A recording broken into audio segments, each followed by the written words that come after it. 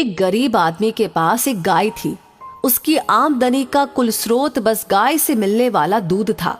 वो दूध निकालता और उसकी पत्नी उससे दही बनाती, पनीर बनाती, छेना बनाती और आदमी उसे शहर जाकर एक दुकान वाले को दे आता।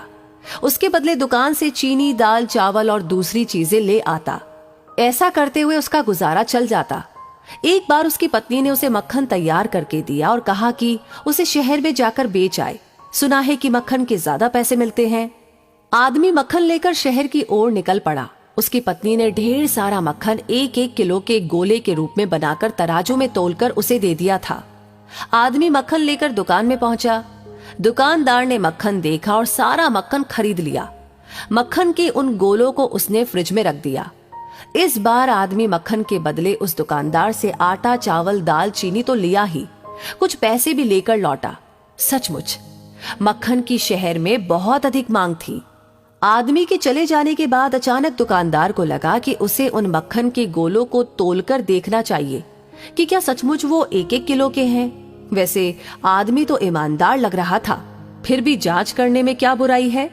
उसने मक्खन की एक गोले को तोला तो वो गोला 100 ग्राम कम था। दूसरा गोला तोला तो वो भी 100 ग्राम कम।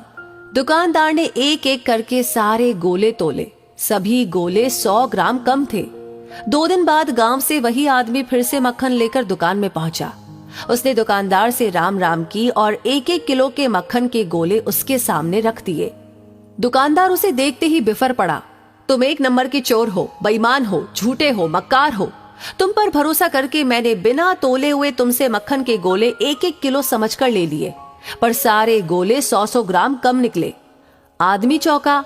आदमी ने कहा, नहीं हुजूर, ऐसा नहीं हो सकता। जरूर कोई ना कोई भूल हुई है।